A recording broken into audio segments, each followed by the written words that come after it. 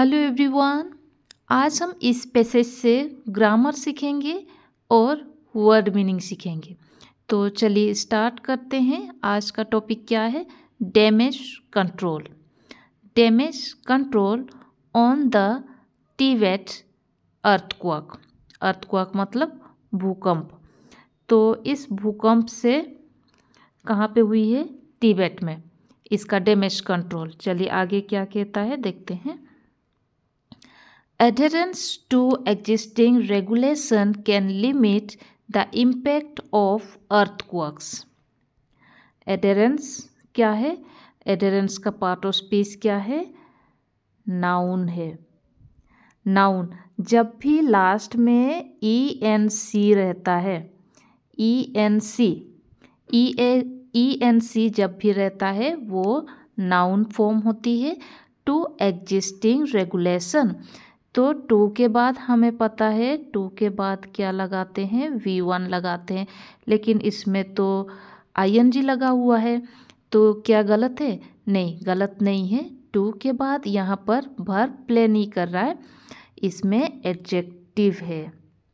जैसे हम बोलते हैं I am going to Ranchi, I am going to Mumbai, तो कभी कभी हम प्लेस के साथ भी तो टू यूज़ करते हैं, राइट? तो adherence to existing regulation, regulation यहाँ पर क्या है? नाउन है। तो नाउन से पहले कौन आता है? नाउन को कौन मॉडिफाई करता है? एडजेक्टिव। एग्जिस्टिंग रेगुलेशन जो पहले से ही रेगुलेशन है वो कैन लिमिट द, इसको रिमूव कर देते हैं, can limit the impact of earthquakes, मतलब अर्थक्वेक का इम्पैक्ट जो है उसको लिमिट कर सकता है। जो भी रेगुलेशन है वो लिमिट, यहाँ पर लिमिट मतलब क्या है? लिमिट का मतलब होता है रिड्यूस। रिड्यूस मतलब कम करना। तो कैन क्या है? कैन हमारे मोडाल वर्ब है। मोडाल वर्ब के बाद क्या लगता है? मोडाल वर्ब के बाद V1 लगता है। तो यहाँ पर V1 सही है। लिमिट, इसका लिमिट का क्या मतलब हो रहा है? रिड्यूस। तो जो भी अर्थक्वेक में जो इम्पैक्ट हुआ है, नेगेटिव रिजल्ट हुआ है, तो उसको लिमिट कर सकता है। Can limit. Adherence to existing regulation can limit the impact of earthquakes. तो यहाँ से हम क्या क्या सीखे? नाउन सीखे, मोडाल के साथ V1 लगता है सीखे। और चलिए आगे देखते हैं क्या है। दिस वीक, यहाँ पर दिस का क्या है? एडजेक्टिव हो रहा है। दिस वीक, इस हफ्ते, an early morning earthquake in Tibet of magnitude कितना था? 7.1 and originating at the depth of 10 kilometre has reportedly claimed. कितना किलोमीटर डेप्थ में था? 10 kilometre has reportedly claimed at least 100 lives, कम से कम 100 लाइव्स। और डैमेज्ड कितने? बिल्डिंग्स, हाउसेस, ये सब डैमेज हुआ। द ट्रेमर्स फ्रॉम, यहाँ पर देखिए tremors from the earthquake were felt, यहाँ पे जो वर्ब है किसके हिसाब से आया है? ट्रेमर्स के हिसाब से। ट्रेमर्स प्लूरल है ना, एस लगा हुआ है, तो यहाँ पे वेयर लगा हुआ है। फेल्ट क्वेक के हिसाब से नहीं आया है। क्वेक का मतलब क्या होता है? भूकंप ही होता है। The tremors from the quake were felt in Nepal, Nepal में महसूस किया हुआ। देखिए वेयर के बाद felt, feel, felt, third form लगा हुआ है। तो हम जानते हैं कि वॉज और वेयर के बाद तो V1 प्लस ING लगती है। यहाँ पे थर्ड फॉर्म क्यों? क्योंकि ये पैसिव वॉइस में है, क्योंकि ट्रेमर्स जो है वो खुद एक्शन नहीं कर रहा है, ठीक है? तो यहाँ पर इसीलिए पैसिव फॉर्म में हम जब भी पैसिव फॉर्म लिखते हैं तो वेयर प्लस या वॉज प्लस थर्ड फॉर्म लगाते हैं। तो were felt in Nepal, Nepal में भी महसूस हुआ, as well as part of Bihar, Bihar में भी हुआ, इवन न्यू दिल्ली में हुआ। थाउजेंड्स किलोमीटर अवे, जो कि कितने किलोमीटर्स दूर है, अवे मतलब दूर, 1000 किलोमीटर्स दूर में है, फिर भी वहाँ पर महसूस हुआ। तो ट्रेमर्स का क्या मतलब होता है? जब भी मूवमेंट करता है जो स्लाइटली थोड़ा सा शेकिंग होता है, थोड़ा सा कंपन होता है, कंपन निकलता है, वो है tremors. The main earthquake was followed by at least 2 after shock. After shock का क्या मतलब होता है? बहुत बड़ा सा बहुत बड़ा, क्या बोलते हैं इसका हिंदी मीनिंग, किसी बड़े भूकंप के बाद जो झटका आती है, बहुत बड़ा भूकंप के बाद जो झटका आता है, इस तरह एटलीस्ट 2 बार हुआ, तब जाके मेन अर्थक्वेक हुआ। If the epicentre had been located closer to India, अगर क्लोजर इंडिया के पास होता, एपिसेंटर का क्या मतलब होता है? जो सेंटर में जहाँ से ओरिजिनेट हो रहा है, ये सरफेस टू, ये एपिसेंटर है। अगर ये इंडिया के पास होता, the damage could have been manifold, तो डैमेज कैसा होता? मैनीफोल्ड होता, बहुत ज़्यादा होता। तो नेक्स्ट देखते हैं, नेक्स्ट क्या कहता है सेंटेंस। यहाँ पे कोई ग्रामर था, हाँ, इसमें से हम द मेन अर्थक्वेक सिंगुलर है तो वॉज लगा हुआ है, ठीक है। फिर से यहाँ पे वॉज के बाद फॉलोड लगा हुआ है, फॉलोड मतलब V3 है, पैसिव फॉर्म है ना, ये देखिए बाय लिखा हुआ है, तो पैसिव फॉर्म में हम वॉज और वेयर के बाद V3 लगा सकते हैं, ठीक है। और यहाँ पे had been located, had been के बाद V3 लगा सकते हैं, तो ठीक है, had been located closer to India, ठीक है। आगे देखते हैं,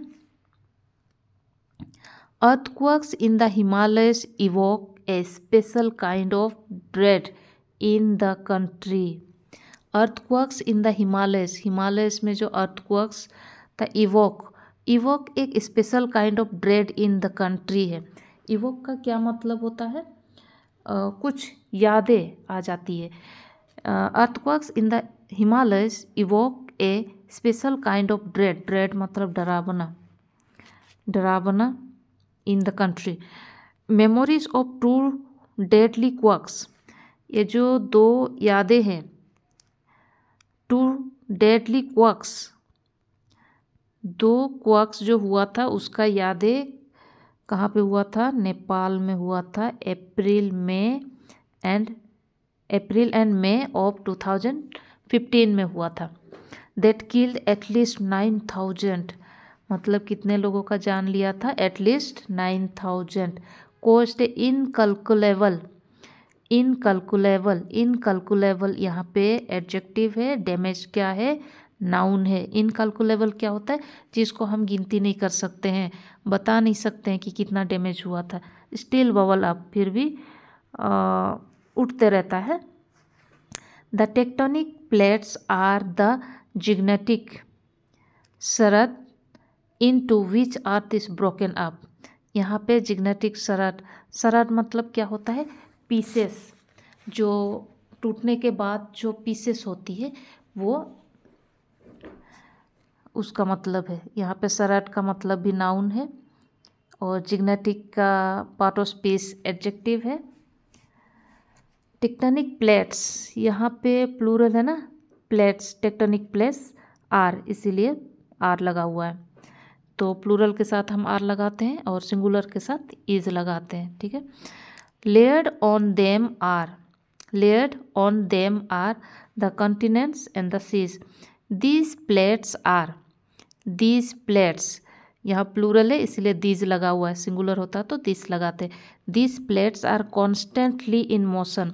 ये जो प्लेट्स है वो कॉन्स्टेंटली लगातार, कॉन्स्टेंटली क्या है यहाँ पर? एडवर्ब है। The plates are constantly in motion में रहा मतलब हिलते रहता है। Colliding with, diverging, sliding past. Colliding का क्या मतलब होता है? डाइवर्जिंग का मतलब तो डिफरेंट डायरेक्शन हो गया, और कोलाइडिंग का क्या मतलब होता है? To crash, crash. कोलाइडिंग का क्या मतलब होता है? Crash, to hit.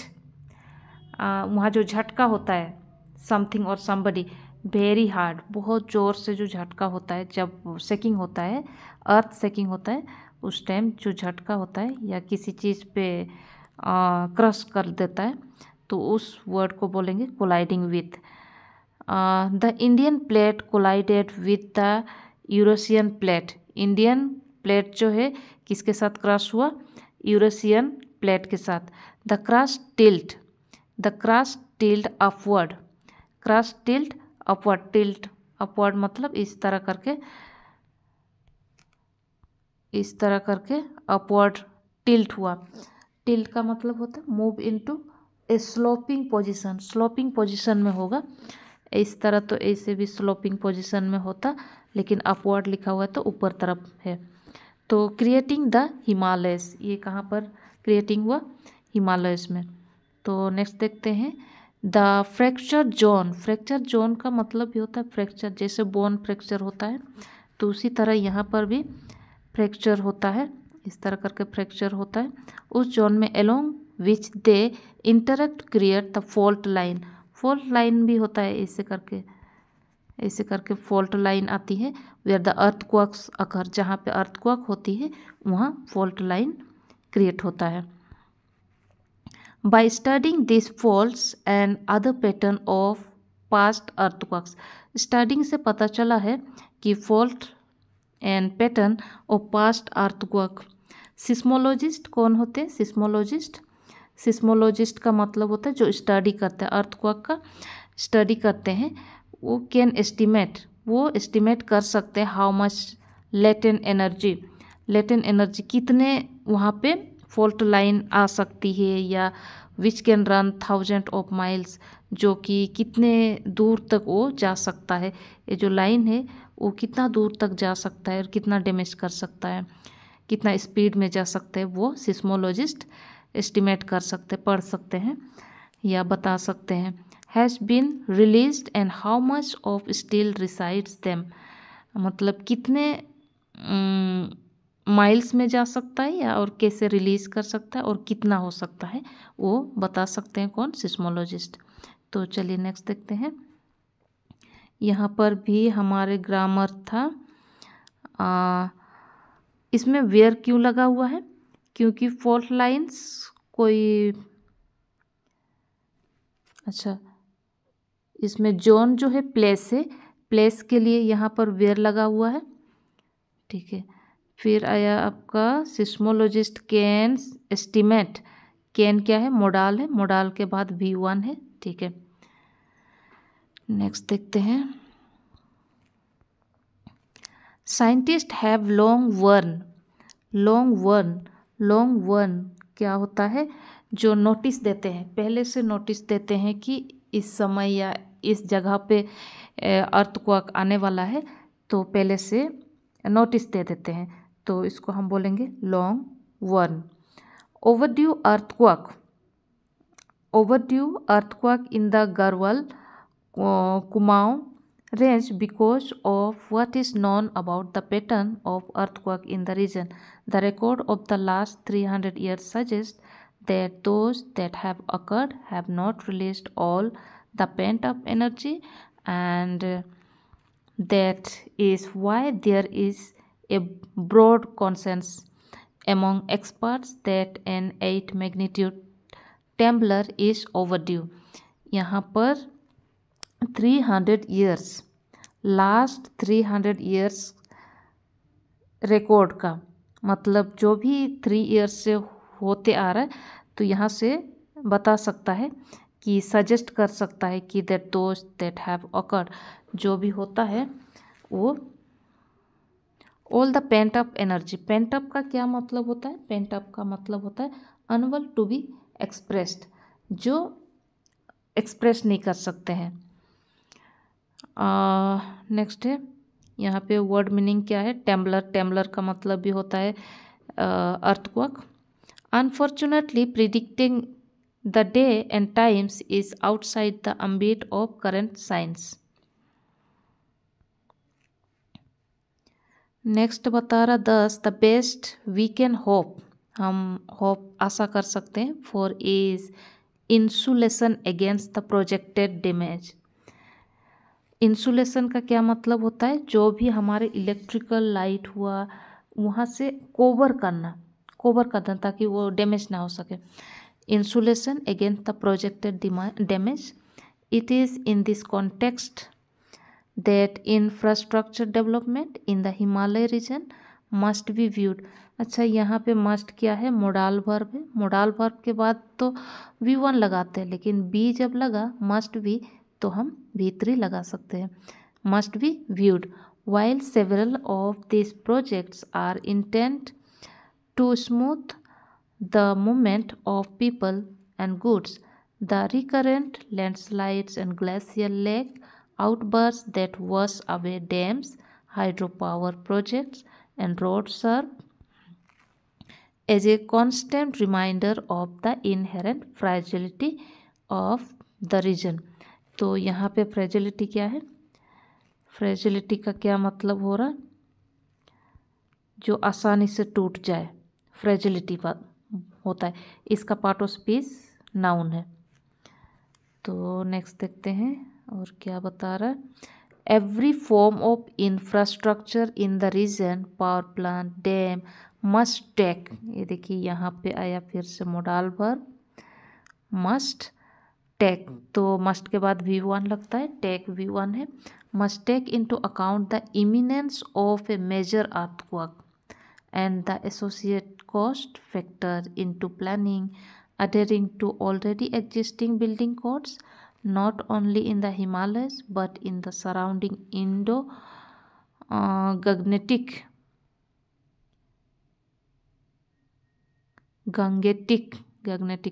Gangetic plains can go long way in limiting the inevitable damage। Inevitable मतलब क्या है, यहाँ पे पार्ट ऑफ स्पीच तो एडजेक्टिव है, और इनएविटेबल का क्या मतलब होता है, जिसको हम रोक नहीं सकते हैं। इस तरह के डैमेज जिसको हम रोक नहीं सकते हैं उसको बोलेंगे इनएविटेबल डैमेज। तो आज तक इतना ही, थैंक यू।